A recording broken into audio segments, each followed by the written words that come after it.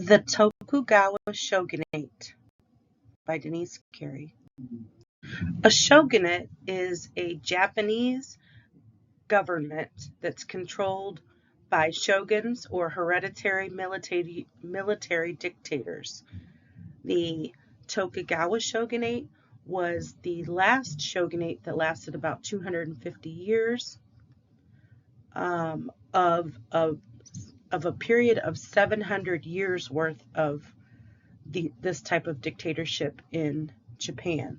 And it was ended in 1867 by the Meiji Restoration, which was the Japanese Revolution. The Tokugawa Shogunate was also referred to as the Edo period.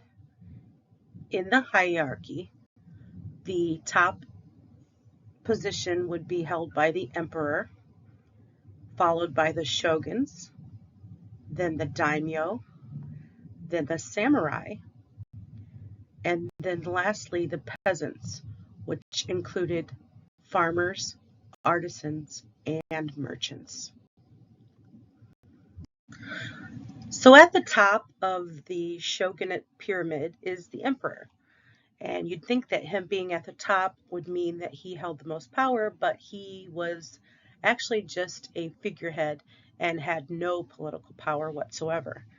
His role was primarily ceremonial, which meant he attended to Japan's public relations. So he hosted foreign dignitaries, and he attended both the public and cultural events in Japan. The real political power of a shogunate belonged to the shoguns. The shoguns held the most clout socially, and for the most part of the Tokugawa period, they were in the position of protecting all of Japan's territorial boundaries. And they did that by commanding the samurai warriors and by making sure that landlords were put in place to run the various domains. And these landlords were called the daimyo. The daimyo were the leaders of each territory. They were appointed by the shogun, and they were responsible for maintaining the order of their respective territories. As long as a daimyo followed all of the rules, they were in charge of maintaining the social order of the respective territories and had the support of the samurai warriors. The word samurai means one who serves. The samurai were warriors that served at their daimyo's discretion with absolute loyalty. The strict honor code that the samurai observed was called bushido, and it meant a samurai warrior was prepared to die defending their territories against rivals. This made the samurai very powerful and feared by the 80% of the population that made up the peasants. The peasants made up the lower tier of the socioeconomical hierarchy of the Japanese shogunate. The peasants consisted of farmers, artisans, and merchants, and were at the same underprivileged, no privilege level as the warriors. The four classes, warriors, farmers, artisans, and merchants, were to have no mobility between them, which means they could not marry outside of their class. And whatever class that they were born into was the class that they were going to have for life. So once a farmer, always a farmer. Once a merchant, always a merchant.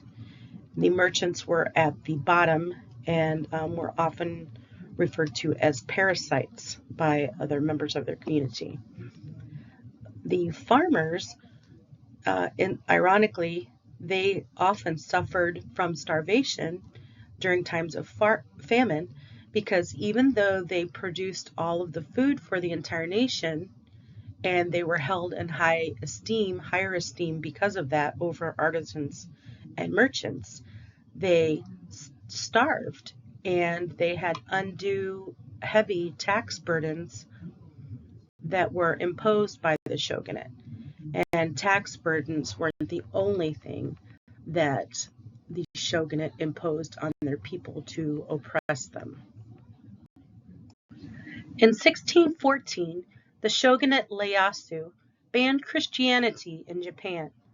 Priests and Catholic missionaries were commanded to leave the country, and of the estimated 300,000 Christians that lived in Japan at the time, less than half of them remained by 1625. If the Japanese wanted to practice Christianity at that point, they had to practice it underground. In 1641, another ban came. In 1641, all foreigners, with the exception of the Dutch, were banned from Japan. The Dutch never attempted to spread Christianity, so they were exempt from the foreign ban and permitted to trade on Dejima Island, and became an intel source for Japan. In 1867 came the end of shogunate rule with the Meiji Restoration. Two powerful anti-shogunate groups, the Choshu and the Satsuma, joined forces to overthrow the shogunate and enacted a constitution in Japan that remained the law of the land until 1947. The feudal system was abolished and a cabinet system of government was developed that shaped the modern-day Japan politically, socially, and economically. Today, Japan is a constitutional monarchy. The role of emperor is still symbolic, and there are two legislative branches. After World War II, Japan was able to rebuild and modernize. Japan is now one of the world's wealthiest nations. It was during Tokugawa rule that Edo became the largest city in Japan, and today we recognize it as Tokyo, Japan's capital.